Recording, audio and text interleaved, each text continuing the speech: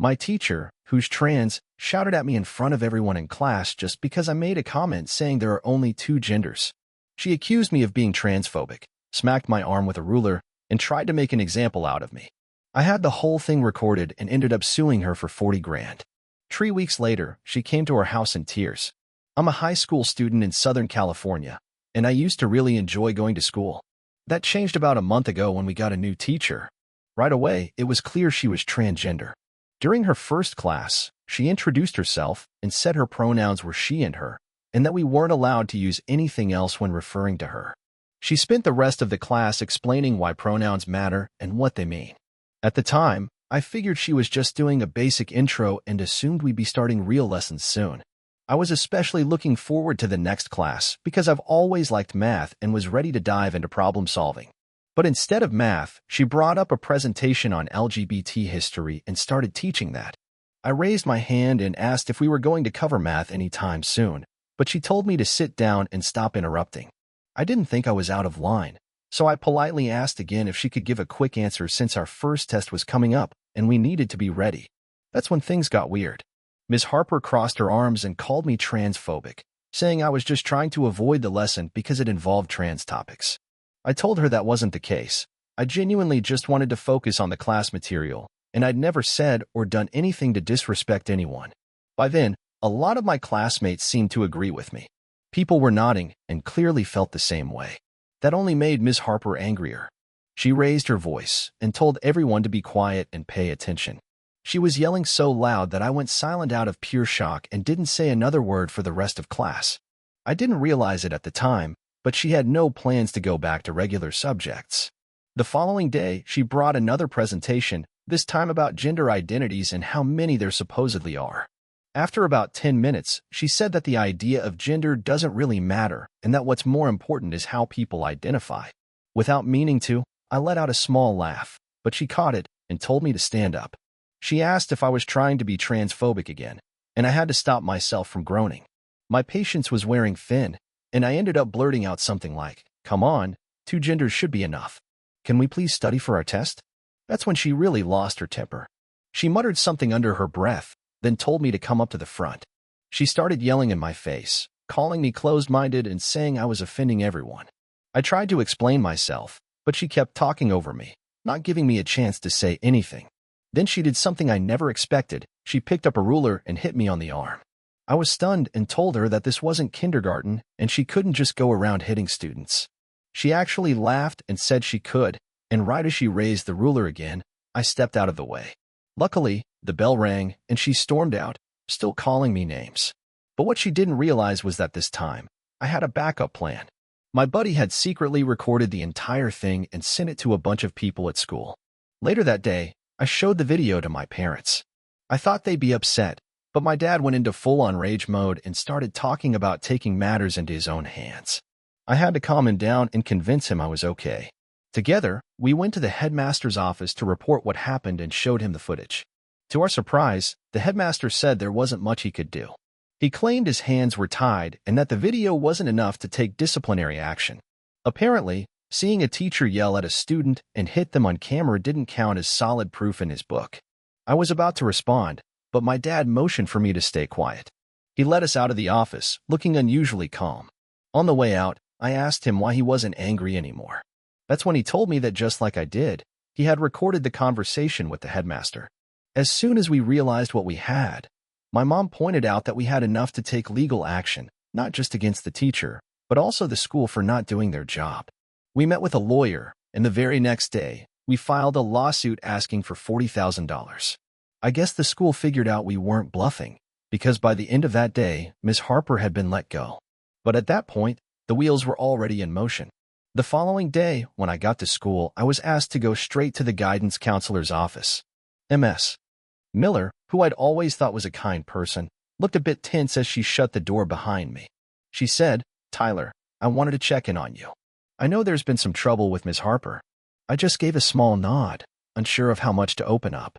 Then she told me that other students had also come forward with similar complaints. She assured me that the school was now taking things seriously. Then she told me something that really caught me off guard. After our meeting with the principal, 6 more families had filed complaints about Ms. Harper. Two of those students even had their own recordings from her class. The school board had stepped in, and there was now a full investigation underway. I walked out of her office feeling a little more hopeful, though still anxious about the lawsuit. Later that evening, the doorbell rang.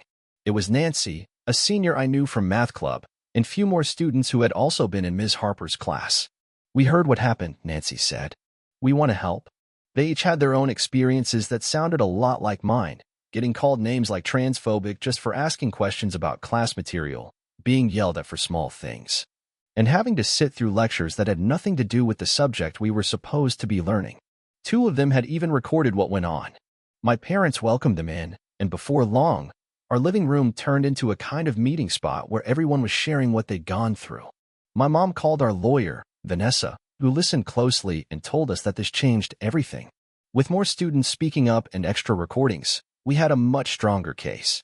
By Wednesday, our house was pretty much lawsuit HQ. Vanessa brought over forms for everyone to fill out and describe their experiences with Ms. Harper.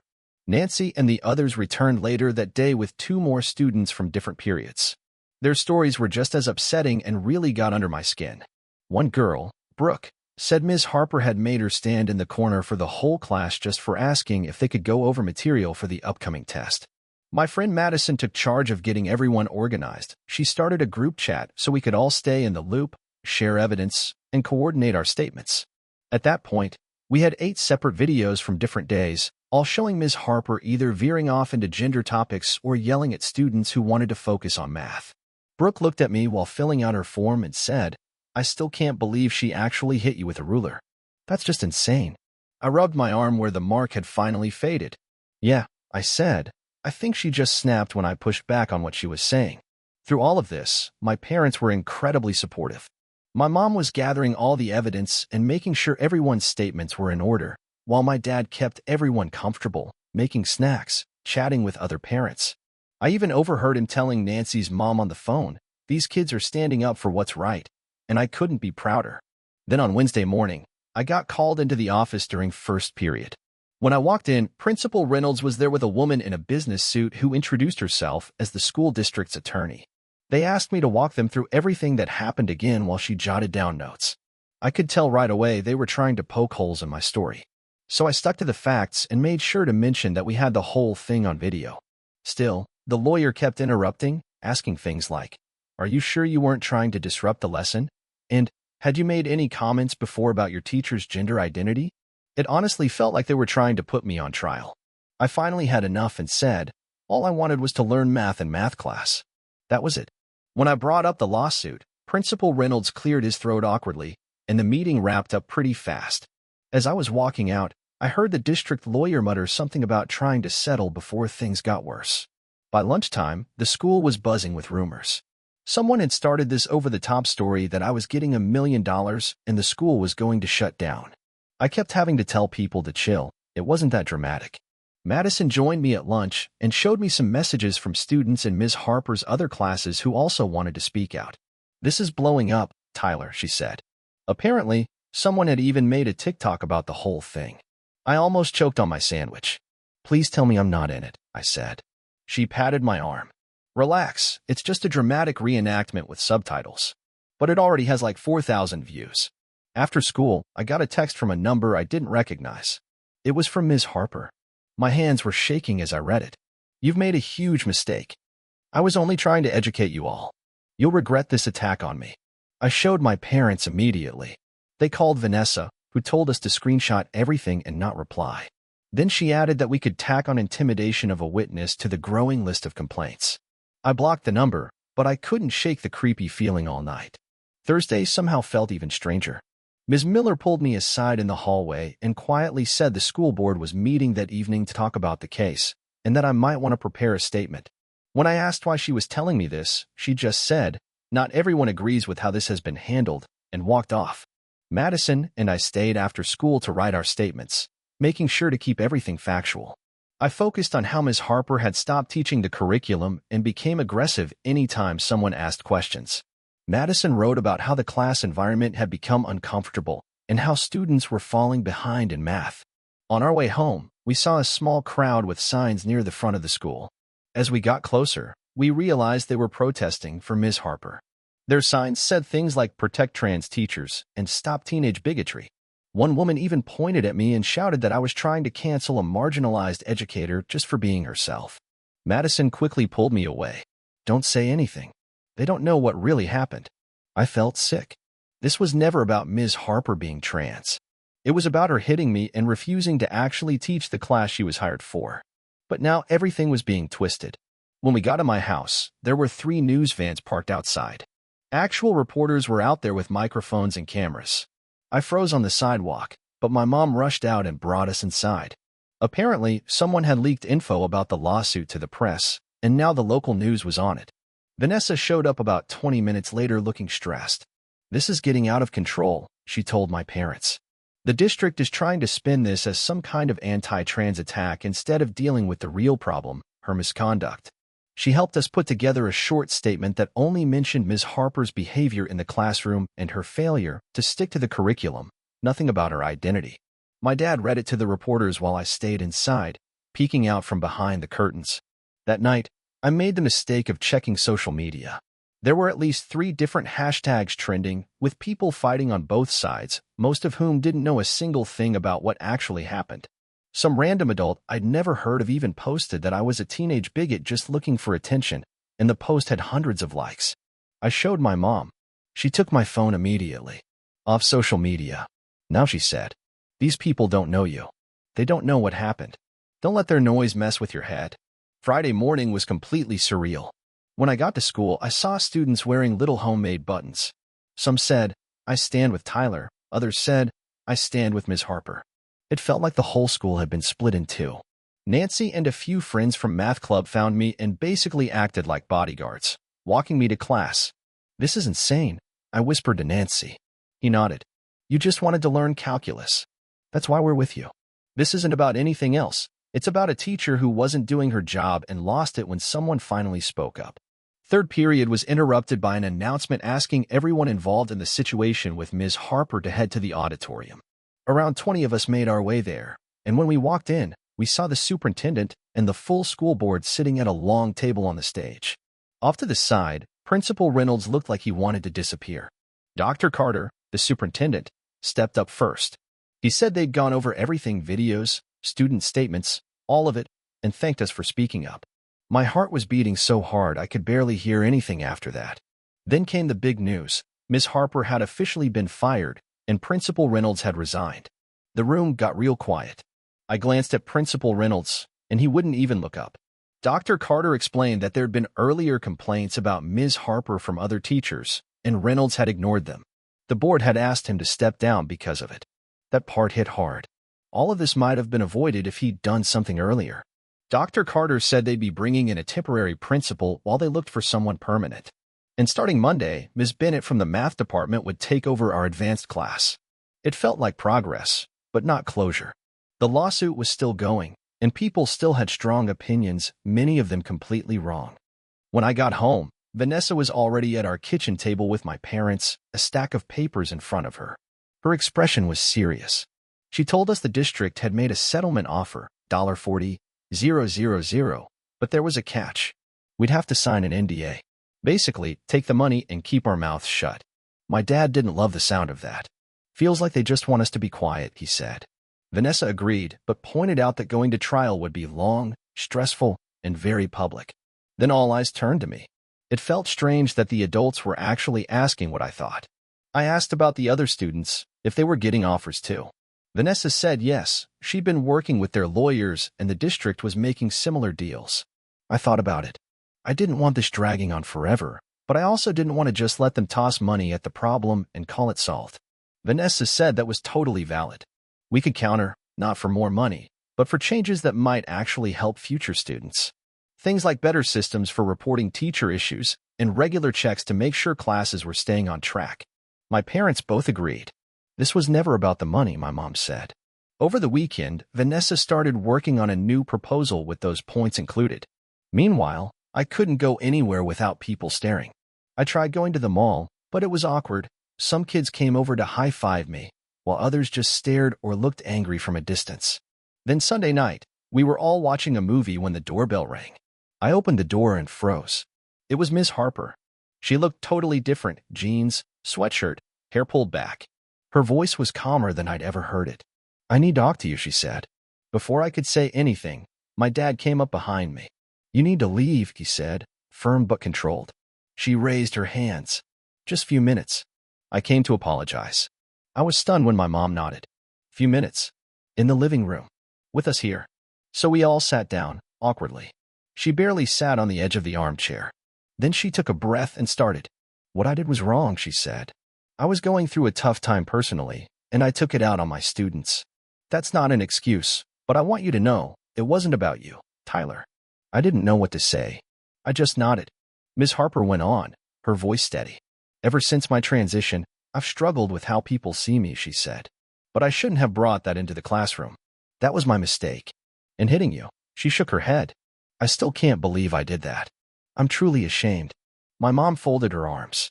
"Why are you telling us this now?" Ms. Harper looked down at her hands. "The district offered me a small severance package if I agreed to resign instead of fighting the firing. But before I can accept it, I needed to do this. I needed to take responsibility. I'm not going to challenge your lawsuit." Hearing her talk like a regular person instead of yelling or accusing me felt surreal.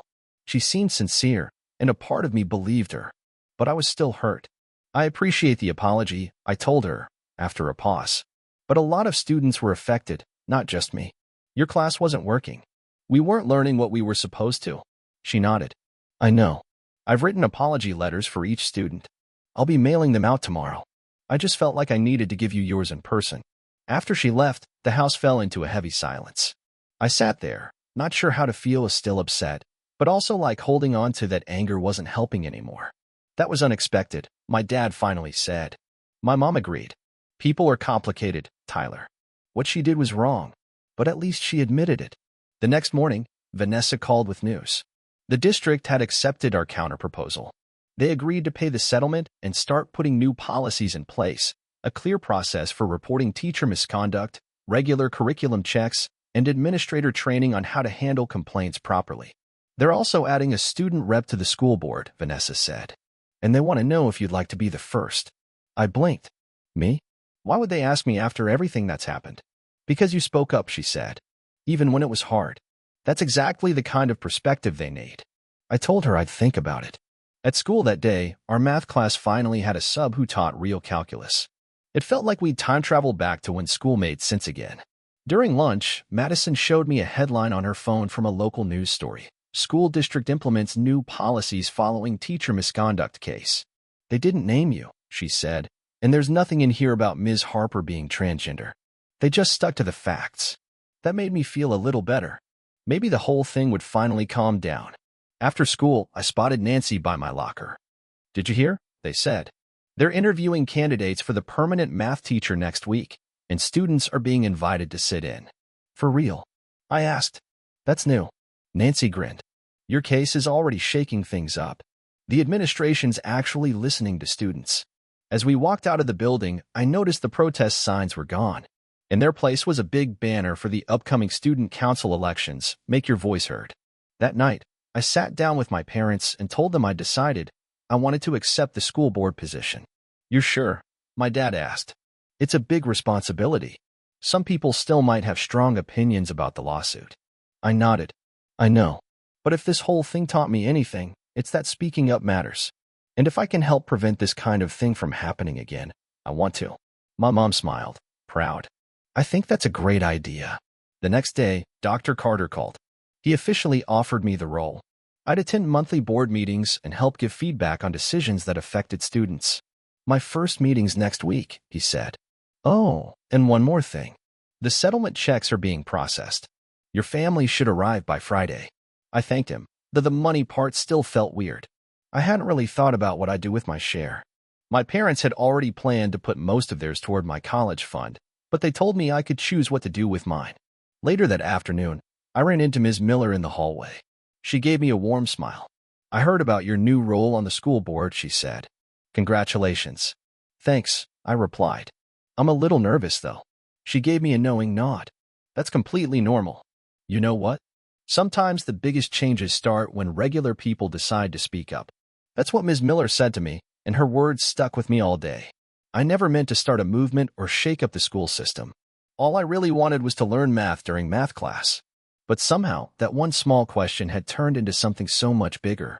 By the end of the week, school finally felt normal again. Our new math teacher, Ms. Bennett, was incredible, clear, focused, and actually teaching us calculus. I was finally catching up on everything we'd missed. After school, I walked home with Madison and Nancy, chatting about our upcoming test. "It's wild," Madison said. "Remember when all we wanted was for Ms. Harper to just teach us basic math? And now," Nancy laughed, "the entire district is changing because of it. Tyler, you accidentally became a school reformer just by asking for calculus." I laughed, but shook my head. I still can't believe how much it spiraled. "I really just asked one question." "Sometimes," Nancy said, "that's all it takes. One person saying, 'This isn't okay. Can we fix it?'" When I got home, there was a big envelope on the kitchen table. Inside was a check for $15,000, my share of the settlement, along with an official letter from the district. It acknowledged what had gone wrong in class and confirmed their commitment to the policy changes we'd asked for. I stared at the check for a while, not really sure how to feel. The money felt surreal, like a souvenir from something I never wanted to go through again. That evening, I called Madison and Nancy and asked them to meet me at the coffee shop near school. When they arrived, I shared an idea I'd been thinking about. "I want to use the settlement money to start a student advocacy group," I told them. "Something to help students who feel like they aren't being heard. We could document problems, offer support, maybe even give small scholarships to students who fall behind because of bad teaching." Madison's eyes lit up. "That's actually a brilliant idea." Nancy nodded. "Let's call it the equation, like we're solving the problems in the system." I smiled. It felt good, like we were turning something painful into something meaningful. "Let's do it," I said.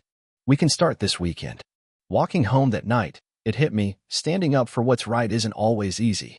Sometimes it puts a target on your back. But sometimes, it's the only way things change. That weekend, we dove into planning. We spent hours around my kitchen table, sketching out ideas while my mom kept the snacks coming. Nancy's older sister, who's in law school, helped us figure out how to set up an actual nonprofit. Turns out, it takes a ton of paperwork, but we were serious about making it happen. "We should bring Brooke in," Madison suggested while sketching logo ideas. "She's super organized." "Good idea," I said. "And maybe Ms. Miller could be our faculty advisor? She's been on our side from the start." By Sunday night, we had a solid plan. Half of my settlement would fund the launch. We'd create a website where students could report issues anonymously, hold monthly meetings to talk through concerns, and use the rest of the money to give scholarships to students who needed summer classes to catch up. Monday morning, I walked into school feeling proud of what we'd built. But then I saw a group of students near the entrance handing out flyers. The headline stopped me in my tracks. "Justice for Ms. Harper. Stop the witch hunt." I took one and read it. My stomach twisted. It was full of lies. It said I'd targeted Ms. Harper because she was transgender, that I made everything up. It even claimed the video evidence had been faked. I crushed the flyer in my fist and looked around, trying to figure out who was spreading this trash. That's when I spotted Andrew Collins, this senior I barely knew, handing them out by the front steps. My hands were shaking as I marched over to him. "What is this?" I demanded, holding up the crumpled flyer. "None of this is true." Andrew crossed his arms. "My cousin knows Ms. Harper. She said you're just some conservative kid trying to make her look bad because she's trans." I stared at him, stunned. "There are actual videos of her hitting me with a ruler," I said. "She wasn't even teaching math.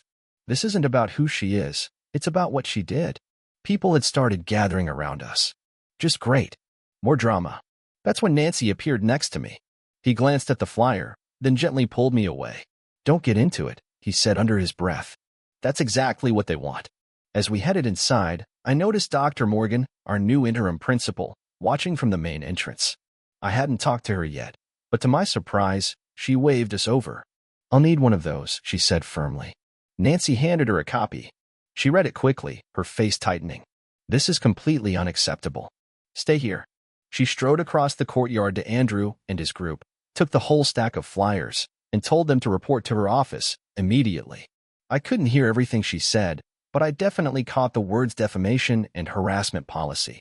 "Well, that's new," Nancy said as we walked to class. An administrator actually doing something right away. By lunchtime, all the flyers were gone. Dr. Morgan even made an announcement reminding everyone about the school's rules against spreading false info. I was still rattled, but honestly, it felt good to have someone in charge actually take the situation seriously. Later that day, I had my first school board meeting as the new student rep. I was a nervous wreck walking into the district office. The boardroom had this long table, and 7 very official-looking adults were already seated. Dr. Carter introduced me, and they handed me a thick binder full of policies and procedures. "We're really glad to have a student voice moving forward," said Mrs. Patel, the board chair, "especially from someone who's already shown strong advocacy for academic standards." I almost laughed. Calling everything I went through advocacy for standards felt overly polite, but I kept it together. The meeting itself? Kind of a snooze fest. They spent 2 hours discussing budgets and maintenance projects. Still, I paid attention and took notes. Toward the end, they asked if I had any thoughts. I swallowed my nerves and spoke up. I was wondering if the board would consider a system where students could give feedback on their classes during the semester, not just at the end. That way, problems could be flagged before they really hurt anyone's learning. There was a pause. Then Mrs. Patel nodded. "That's actually a great idea. We'll add it to next month's agenda." I walked out feeling like maybe this role was more than just symbolic. When I got home, I found a surprise waiting. A local news reporter was in our living room, talking to my parents. My dad waved me over. "Tyler, this is Claire from Channel 9. She's doing a story about the changes happening at Lincoln." I sat down slowly, still wary after everything that had happened with the press. "I'm not sure I want to go on TV again," I admitted. Claire gave me a warm smile. "I completely get that. The stories about the positive changes, the new policies, your advocacy group, the student rep role. We can keep your name and face out of it if you'd rather." I thought it over. If it's focused on the good that's come out of all this, yeah, I guess that's okay. We talked for about 20 minutes. I told her about the equation and our goal to help students be heard when something goes wrong at school. She really listened, asking thoughtful questions about what inspired us. Being interviewed felt a little awkward, but also kind of empowering. For once, I was talking about something good that had come out of all the chaos. The next day at school, Ms. Miller officially agreed to be our faculty advisor for the equation. She even offered her classroom for after-school meetings. "I'm proud of what you're doing," she said. "Turning something negative into a way to help others. That shows real character." The rest of the week flew by. Ms. Bennett, our new math teacher, was incredible. She saw how far behind we all were and put together a special study guide to help us catch up. For the first time in weeks, I actually felt like I had a shot at passing the AP exam. On Friday, the news segment aired. They kept their promise and didn't show my face, just clips of the school and a short interview with Madison and Nancy about the equation. The whole story focused on student advocacy and the positive changes at our school. There was no mention of Ms. Harper being transgender, just a clear emphasis on the inappropriate teaching. After the segment, our inbox blew up. We got emails from students at other schools asking how they could start similar groups. It was overwhelming, but Nancy built a real website, and Madison came up with a system to keep track of everything. The following Monday, I got called to Dr. Morgan's office. My first reaction was, "What now?" But when I walked in, she was smiling. "I wanted to update you on a few things," she said, motioning for me to sit down. "Thanks to your suggestion at the board meeting, we're launching a mid-semester teacher evaluation system. Students will be able to give anonymous feedback, and department heads will actually review it." I blinked. "That's fast. The board meeting was just last week." She nodded. "Sometimes good ideas don't need to sit in committee forever. We're also changing our teacher hiring process. Candidates will now have to do demonstration lessons observed by staff and a student rep." I left her office feeling like I was living in an alternate reality where adults actually listened to kids. It was strange, but in the best way. 2 weeks later, we held the first official meeting of the equation. Over 30 students showed up, from freshmen to seniors. We laid out our mission and asked for volunteers for different committees. By the end of the meeting, we had teams focused on the scholarship fund, the reporting platform, and outreach to other schools. The settlement check had cleared by then, so I transferred $7,000 to our new nonprofit bank account. Nancy's sister had helped us set everything up legally so we could accept donations. Madison's dad, who works in marketing, even designed professional brochures to explain our mission. Around that time, I got a surprise email from Ms. Harper. My finger hovered over the delete button for a second, but curiosity won. It was short. Tyler, I've been following the news about Lincoln and your organization. I want you to know I'm getting help and working through my issues. What you're doing matters. Some teachers forget that their job is to educate, not indoctrinate. I wish you success. Miss Harper. I didn't reply, but I didn't delete it either. It was strange to think something good had come out of all of this, for her too. By the end of the semester, the equation had become a real presence at Lincoln High. We helped 3 students get the academic support they needed after a science teacher kept canceling labs. We awarded our first mini-scholarship to a freshman who had to take summer school because their long-term sub never actually taught anything. The school board adopted every policy we suggested, and Dr. Morgan was officially named permanent principal. The flyer incident turned out to be the only real backlash I ever faced. Most students either supported what we were doing or just didn't care enough to make trouble. As for the rest of the lawsuit money, I never told anyone at school how much it was. The $7,000 that didn't go toward the equation went straight into my college fund. My parents matched it, so I ended up with a pretty solid start for tuition. The Channel 9 news story actually won a local journalism award, and Claire checked in every now and then to see how we were doing. Lincoln High became kind of a model for student advocacy in the district, and 2 other schools even started similar programs. Looking back on those crazy 3 months, it's still hard to believe how fast everything blew up, from just wanting to learn some calculus to filing a lawsuit and launching a nonprofit. But I guess sometimes standing up for something simple, like, hey, maybe teach the subject you're supposed to teach, can lead to way bigger changes than you expect. And the best part? I ended up getting an A in AP Calculus after all. Ms. Bennett really was that good.